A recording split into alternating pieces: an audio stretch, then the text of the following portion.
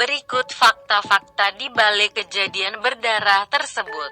1. Pelakunya teman sendiri. Beberapa saat setelah korban ditemukan, polisi menangkap tersangka pembunuhnya. 2. Korban diajak ke kafe ayah korban, Iswanto, 45, di RS Kanjuruhan menjelaskan, anaknya tersebut pagi tadi dijemput temannya N. 3. Cekcok soal bedak, dijelaskan Iswanto.